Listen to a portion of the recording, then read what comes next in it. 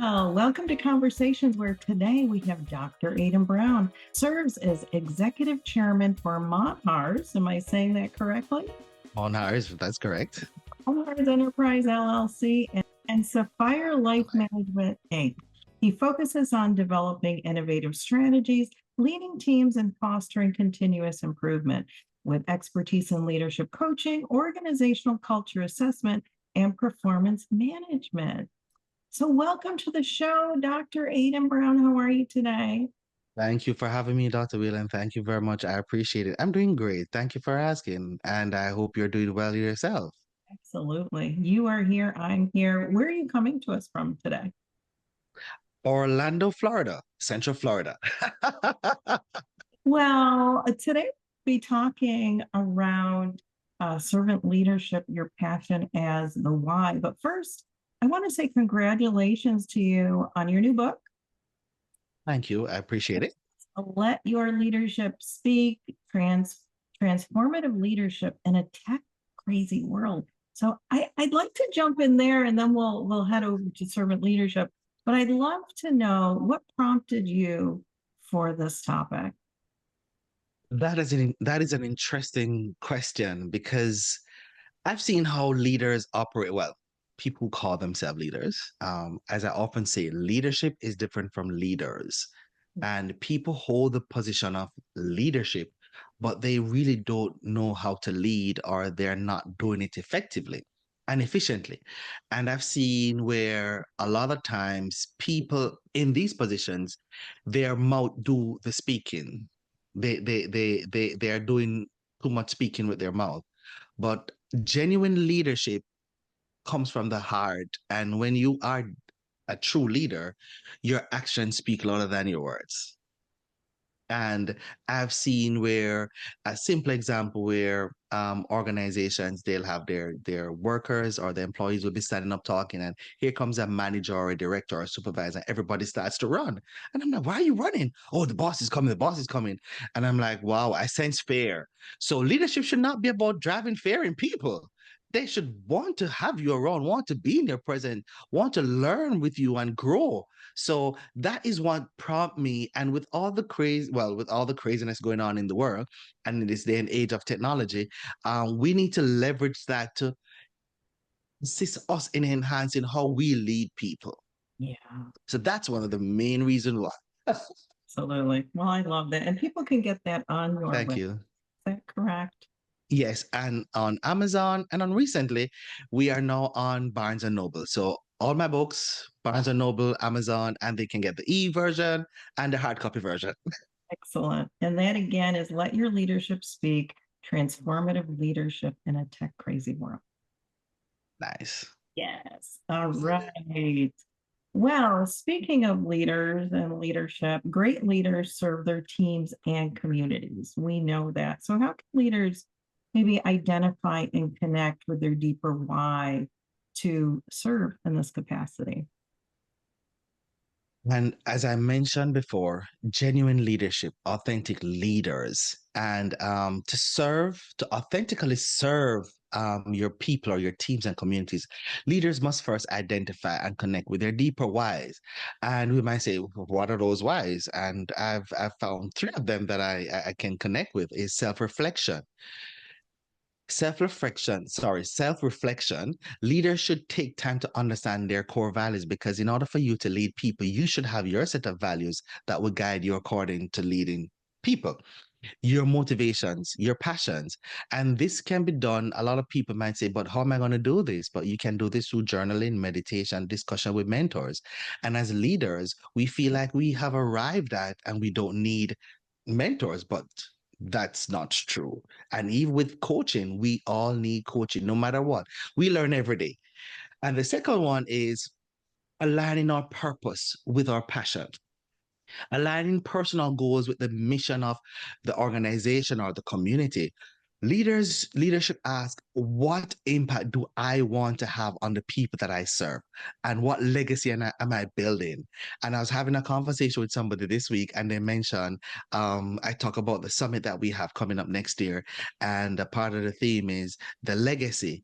And the person we were talking about it, he said, I actually have a thing about living the legacy. Are we living the legacy instead of leaving the legacy? Because when we leave the legacy, we're not going to be living it or enjoying it. So it's all about purpose alignment. The second one is about feedback from others. And we feel that I often say that leaders, some of us believe that we have arrived at leadership is an arrived at moment, but it's never an arrived at moment. It's a growing, growing, growing. You're learning, you're growing, you're developing. And once we can be humble enough to accept feedback from others, it becomes clear. And this can be done through reflections and feedback from others, listening to how the leader has positively impacted those they lead can reinforce a sense of purpose for all of us. And the last one, the fourth one, is ongoing learning. And people might say, but oh, I have this, I have that, I don't need this. But as a leader, things change every day. Technology change. We're constantly growing and we have to keep up the pace. So continuous learning about ourselves through books, let your leadership speak, workshop or summits, conferences, trainings, or even spiritual practices can help leaders reconnect with our purpose, with their purpose, especially on their as they evolve in their role as leaders. And it's interesting because everything that you said goes back to what you said in the beginning, where so many times leaders think that they've arrived and they are just staying in that place, and they think that they don't need to learn and grow, like you're Grow. saying. And everything that you're saying is all about growth and all of Yes. that self-reflection first. And where do I need to grow? And who do I need to align myself with? And you're right, we all need mentors. We Oh, all yes.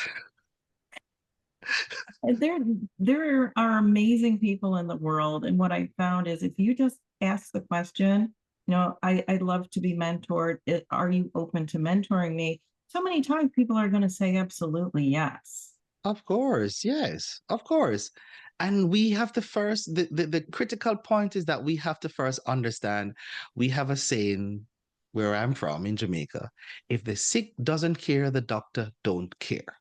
And if we as leaders don't realize that we need that help to grow and develop, we're going to get left behind. Yes.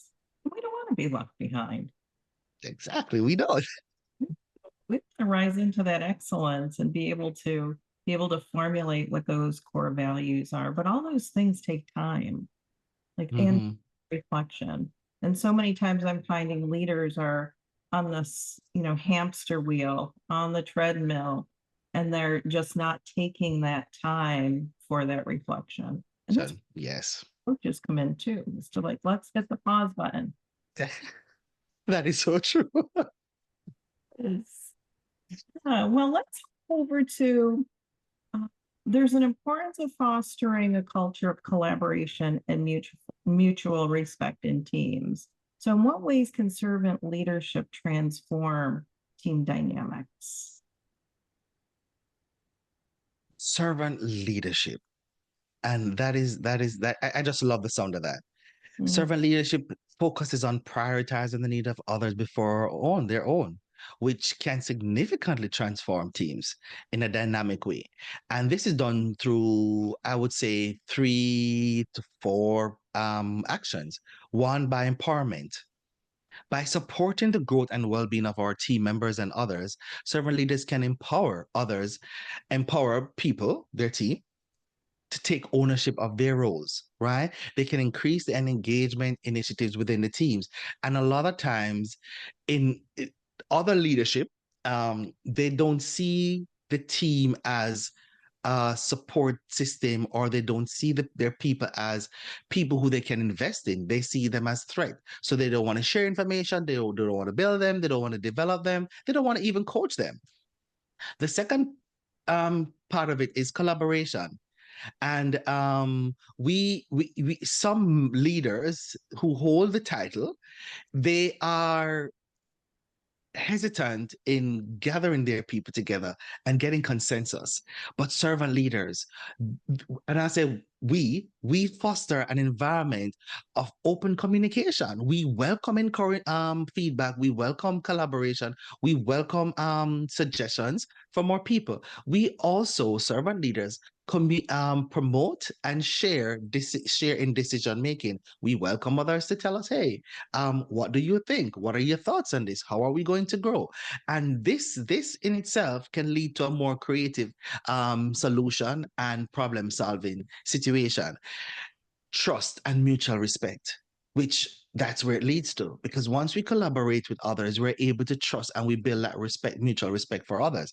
And with servant leaders, we encourage our team members through our approach to feel we genuinely care for them. And I said genuinely care because other leaders, they're like, okay, I'll buy you a pizza when you do a good job. But genuine leaders want to make sure that, hey, when you leave here, you are okay. Trust is built and leading to a deeper bond and respect for others, because when you have that collaboration and respect for your people, you build that loyalty. It's a sense of loyalty that you have with them, and this encourages collaboration without fear or even judgment of competition. As I mentioned before, some leaders, they are like, okay, I'm not going to share with you, I'm not going to tell you this, because they're afraid of they're threatened by you. And the last is accountability, because servant leaders create a culture of accountability where each person, including that person, is held accountable for their actions. And it fosters a fair, transparent, and conducive environment and cohesive settings too, because when we do that, it shows us as servant leaders that we have integrity. We demonstrate honesty, and we foster transparency in everything that we do. That just sound backwards to what most people learn. When we did our presentation at the servant leadership roundtable last year at Region, our topic, I think it was the 90 degrees angle, passion and service, the 90 degrees angle for servant leadership. And these are some of the things that we mentioned. And the greatest thing is that servant leadership goes beyond the boardroom. It goes beyond the corporate walls. It goes into the community, because that is how we're going to impact others. That's right. Ooh, that's good stuff. And so how does servant leadership align with Christian values? You talked about values early on. And so when we think about for the Christian, how does servant leadership align there? It can be deeply aligned with Christian principles, emphasizing humility, service, and the love for others. And not many of us today look at servant leadership or look on leadership from a biblical standpoint. But let's look at Jesus. He exemplified servant leadership, washing his disciples' feet and teaching what whoever wants to be the first to lead must be servant of them all. Christian leaders can look at his example, Jesus' example, leading with humility and compassion for their people. Humility and grace is another one. The Christian faith teaches that leaders are called. We are called to serve others with humility. And that is what leadership is all about. It's not that, okay, I am the director, I'm the senior advisor, and you are just that person. No, we recognize that their role to uplift and support is more important and not to dominate. Faith-based decision making. Christian leaders can integrate their faith into their leadership by allowing their beliefs to guide their ethical decision making. Show love, show kindness, and forgiving in challenging situations. Because not often leaders have such a forgiving heart. And even organizations, when I heard a story of someone asked a CEO, how would you handle a situation if you have an employee who works for you for several years and he cost the company $600,000 in loss? And the person said, what would you do? And he said, what should I do? They're like, so you're not going to terminate him? They're like, no, why should I terminate all that years of experience and knowledge? That's worth more than $600,000. So in that situation, we need to have the forgiveness in tough times like that. The last is focus on long-term impact. because as servant leaders, we are not just for the moment. We want to create that impact that can continuously change lives for generations to come. Christian leaders are encouraged to focus on the external significance of our actions, of their actions, leading with a sense of stewardship to foster a commitment of where the spiritual and personal growth of the people that they serve. So not only, as I said, it's servant leadership goes beyond the walls, the four walls of the corporate office. It goes beyond the four walls of the boardroom. It goes into ensuring that people's personal and professional lives are developed and they are growing. And you know, so many times we think of Christian leaders and they are in the boardroom spewing scripture and verse, and that is not the case. You know, there are so many times where, you know, I'm serving in the corporate space. I'm not always working with a faith organization, and I can still bring my full self as a Christian leader into those spaces. And so when you Yes. think about leaders integrating their faith into their leadership, what does that look like for you? Four things. What would Jesus do? And when we consider that, it's putting ourselves into the situation like, what would Jesus do? Think of take the human side off and just put on the whole armor of God. What would Jesus do? Which sometimes it's gonna be a harsh one, or maybe one that, oh Lord, I don't think I can do that, just like a Job situation. Lord, please don't take all of this. But what would Jesus do in a sense? Like, okay, the CEO that is challenged to terminate the employee that caused the company $600,000 loss. It's like, okay, I am looking at the long term, the greater effect, the long term impact, and you'd be surprised to see the actions. Such a humble action from that leader will create a long term significant impact that not only transform the leader, the individual, but the organization and others around.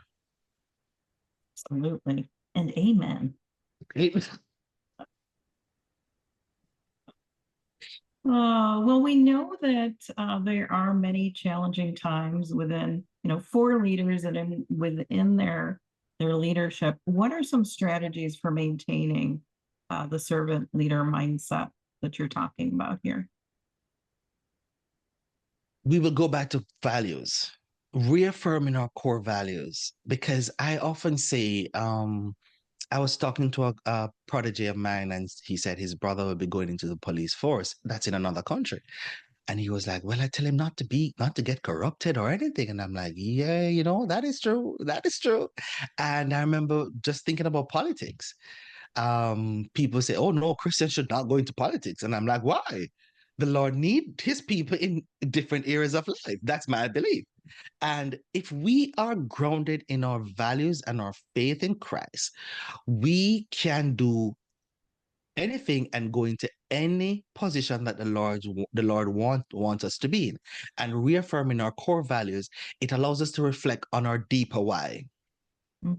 Why am I here? Why would I go into politics? It's to serve the people. It's to impact lives. Or why am I going in there? It's for personal gain. Well, you and the Lord will talk about that part. The mission of helping and maintaining a sense of purpose, right? When leaders remind themselves of why am I here to serve, they can stay grounded. And one of the things is, back in my home country, which is Jamaica, we have our justices of the peace, which it's a volunteer thing. We don't get paid for that, but it's a volunteer thing and it's a voluntary role, and it requires us to get involved. And I remember working with one of the custodies, and for her mission was about helping people, transforming lives, reaching out to people. And I remember she leaving her suburban home, coming down into the trenches with her straw hat in the sun, digging dirt that not many people would want to do, with the community youth, preparing our flower pot garden, where we use old car tires and turn them out into planter containers, and we plant stuff like bell peppers, scallion, pak chow, all of these things, and we sell those things to the community and turn it around, sending the kids back to school, some of the kids. So we will understand our deeper why. It wasn't about the face, but it's about how we can impact. And our values are like, okay, we need to help. Leaning on the faith and spiritual practices is another thing because for leaders, prayers and scriptures, or even spiritual counseling, can help us renew our strength and provide clarity for trying times. Because there are times when, oh, yes, we're going to be tried. Because just like that CEO with that $600,000 loss, yes, I'm sure he was affected mentally. But what are you going to do? We're all human beings and life goes on. And the Lord talk about forgiveness. So, leaning on our faith and spiritual processes, Christian coaching, those are some of the things that would help us. Practicing gratitude, focusing on what went well. And just like that CEO who mentioned, yeah, instead of terminating this guy who has all these experiences and all the years of knowledge, why not keep him and we can grow more? So when we practice gratitude, be grateful because it could have been worse. Focusing on what went well. Even enduring challenging times can help leaders maintain a positive outlook. Gratitude encourages a servant leader to keep supporting their team and when the environment feels tough, because when the boat is sinking, we need a leader to stand up and have that faith to say, you know what? It's gonna happen. We're gonna make it to the other side. Yeah, just hold on. We're getting there. And it's all about the positive gratitude that we have. And also seek support. No man is an island, no man stands alone. We can't do it alone. We have to seek support, and servant leaders can benefit from a strong support system of mentors, coaches, and their peers. Because when we feel like we it's just me, there's nobody going through this, and I am alone, and no, there are others who have gone through your not your journey, but because everybody's journey is unique, but at some point in time we all have been down a path that we need to get coach, we need to get our peers involved, we need to get the mentor, we need support. Because I might see things one way, but when I have a support from a coach or a mentor or someone else, a spiritual counselor, it gives you a different perspective on your situation. Sharing the burden and learning from others' experience can provide an encouragement and provide new perspective. And the last one, focus on small wins. Because a lot of us as leaders, we want, oh no, it must happen now and we must go for the big wins. But focus on small wins, breaking the challenges into smaller pieces. Manageable goals can help us, right? As we maintain that momentum and feel strong, feel a sense of accomplishment, and even with the larger one until they remain unresolved. But let's focus on small wins. And then, as we say, take it one step at a time, because that will help us to get to where we want to go eventually. Take baby step. And worse for some people who are starting out in the leadership race, who are just thrown in the position, who's just okay, you are a supervisor, you're a manager or a boss, but you know nothing about leadership, you know nothing about being a leader. Focus on the small wins. Take it one step at a time. That's right. And it's okay if you don't know things, because that's what, good and great leaders, like you said in the beginning, they're always learning and growing. And you are Yes. so correct that so many times there's a vacancy and we're just, promoting people in to those roles without providing them with the leadership development that they need.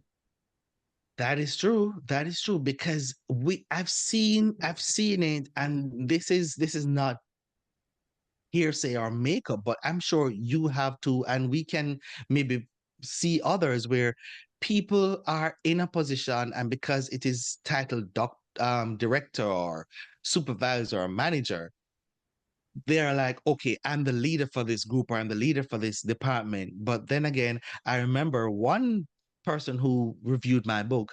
He he is the sales manager, yes, and he was recently promoted to that position. And when he bought the book, he read the book, he was like, I thought this was my leadership style. But when I read it and did this exercise, I found out, oh, I'm a transformational leader. And I'm like, yeah, because a lot of us feels like, oh, we have arrived at the position. We can say, oh, yes, I'm a leader. But then in all reality, we haven't even done a full self-assessment to know what our strengths are, what our weaknesses are, what are our core values. And I'm one of those people, because I had to write an essay on this years ago, that I believe that leaders are born. Leaders are born. Leaders are not made. You can learn, but leaders are genuine leaders are born, because you have that passion within you. And from a biblical standpoint, right? Once you have those passion, servant leadership, the greatest of them all. Because I remember in certain situations that I've served, I asked my team, how can I make your job better? Right. When we need to be asking that more. And again, it's like a backwards type of leadership when somebody may be sitting at the table, and if you are to say those words and ask that question, they're like, what are you talking about? Beyond their comprehension sometimes. But what I love about servant leadership is that somebody can be tuning in right now and saying, oh, well, I've never considered myself a servant leader, but I'm doing a lot of these things. And Yes. what they can do is maybe take the next step and maybe talk a little bit about what would that next step be for somebody Be who is thinking, oh, well, I do align with what Dr. Brown's saying, but I need to learn more and really integrate servant leadership into what I'm doing. that's a very good one, because that's where now coaching your journey would definitely require the coaching aspect, because it would help you to understand your purpose more. And it helps us to dig deep within our souls and ourselves to find out who we truly are, what our values are. And I remember doing an assignment a few years ago, and we submitted it, and it was about some values, I think, yes, our skills. And we submitted it, and it was sent. I was like, no, no, no, no, no. Y'all need to go dig deeper. So when we take that approach, that humbly approach to get the help we need, you know what? I'm gonna get a coach. I'm gonna get a mentor. I'm going to seek advice, and instead of going to the bar to have drinks, go to the bar to get information on how I can make myself better as a leader. Go to the summits, read the books, go to the workshops, and don't wait on some of these corporate organizations, because I believe with technology, a lot of these companies, especially with AI, they are becoming less humanized, put it that way. So we must be thinking about our growth, our development, ourselves, and how I can do it for me, because at the end of the day, it's about me and me impacting others. And I like that you said that, because if we're going to pick up the mantle of being a leader and demonstrating leadership, it's up to us. And yes, corporations, they may offer some leader development. It may be required or it may not. But you need to look outside of that Right. and, okay, what do I need personally so I can serve my people well and serve them best and rise into that excellence. And so it's one of those things where you can't wait for somebody to approach you and say, hey, I'd like you to take this course, or I'd like you to get coaching. It's like, be proactive with that, with If your organization, and say, hey, this is what I'm looking to do. And I'd like to, register for this, or whatever it is. Is that something that you can help me with? And that is so true, because like it goes back to a seminar I had earlier this year, and they were all supervisors as well, six supervisors, one manager, and they all had the consensus that I wasn't coached, I wasn't mentored, I was just thrown in the position. I applied, I got it.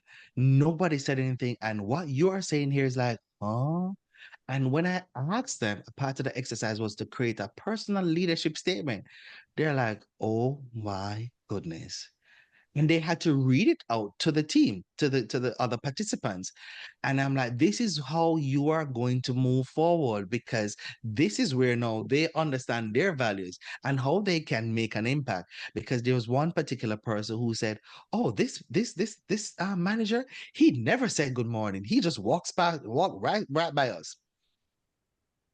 And I'm like, oh my Lord.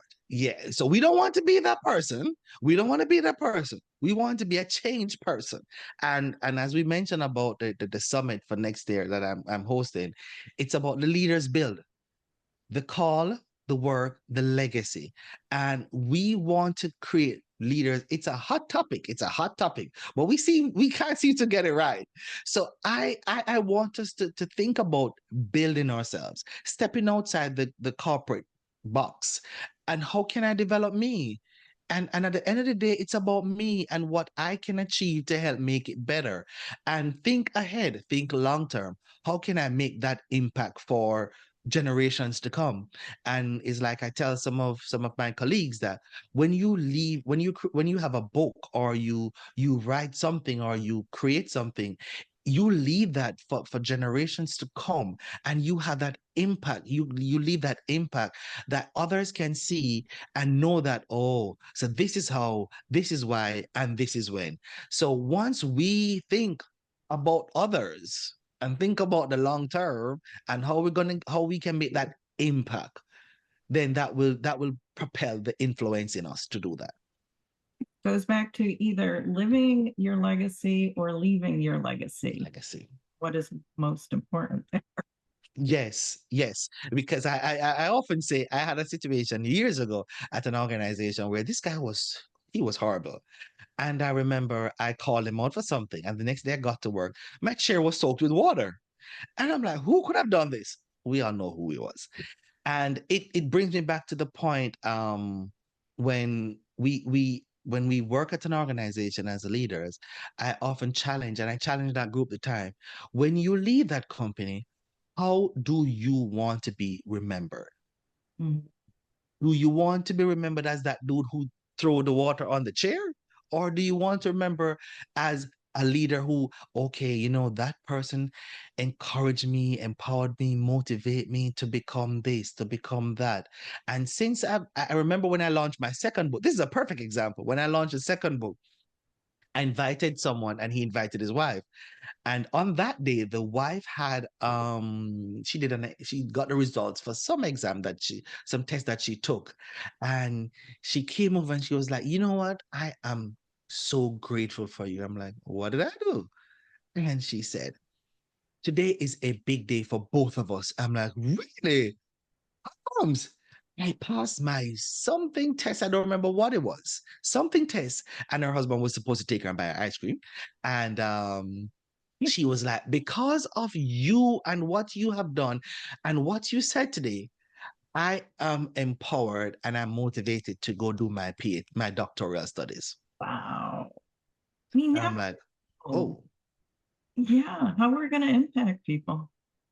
So we have to think about just serving others and how we can do it, how we can serve others. And sometimes we say some things that we don't even know what we're saying, and we don't even remember, but it is transforming lives. And that's why we have to make sure that as leaders and servant leaders, we're on top of our game to make sure that we create it and continually to be the authentic person to serve our communities and maintaining that strong sense of purpose.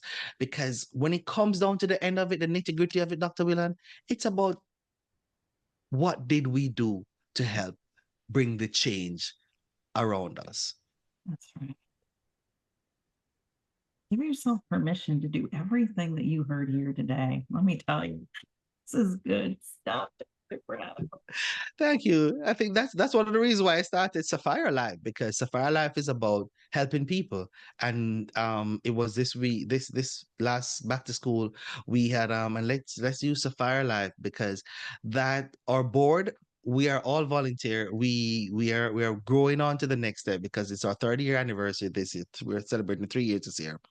And this year we had so many backpacks and books and pencils. And the board was like, what are you going to do with the rest of them? We gave out all that for the people who came to the event here in Florida. So what are you going to do with the rest? And I'm like, oh, well, I don't know. And they're like, oh, well, send it to Jamaica. And the person who we wanted to take them to Jamaica, they took sick, and we tried to send it through FedEx. FedEx couldn't. They were like charging us an arm and a leg, and I'm like, okay, this is not going to work. And they're like, well, let's go on a plane. Go on a plane and deliver these stuff. And I remember when I gave it to one of my colleagues, she's a justice of the peace for the parish of St. Andrew. She said, Aiden, if you only know what you are doing with these. Last year, she got a dressmaker to get fabric and sew a one-strap bag out of cloth to give to the kids in the community. And she said, this year, I am so happy that we can give them bags and books and pencils. And because of that, I did a commitment to raise 200 backpacks for them next year. There you go. So that is what it means to serve people. And at the end of the day, you want to know that someone is going to school with a backpack with books and pencils and pens, and they don't have to worry. How is it that they're going to, when the rain falls, it's going to get wet, it's going to get soaked, I'm going to lose it, stuff like that. And servant leadership, serving people, giving back, reaching out, helping. And I must add that all this SahFyer Life, it's a self-funded organization. It's a self-funded organization. People might wonder, how do you do it? But they can come on board this year with us to take us to the next level. But I would encourage our listeners, viewers, and everyone who consider themselves a leader or working in leadership is to really take that time to get to know who you are. Understand what you are doing and how you can create that impact that can transform lives and people. And once you understand your passion and your purpose, it will help you to chart a course of purpose. You understand what you are there for and who you are there for, not you, but for others. That's right. There you have it. Dr. Aidan Brown, thank you so much again. You keep doing great things, and we will see you soon. Thank you. I appreciate you. Thank you, Dr. Whelan. I appreciate you. God bless. God bless.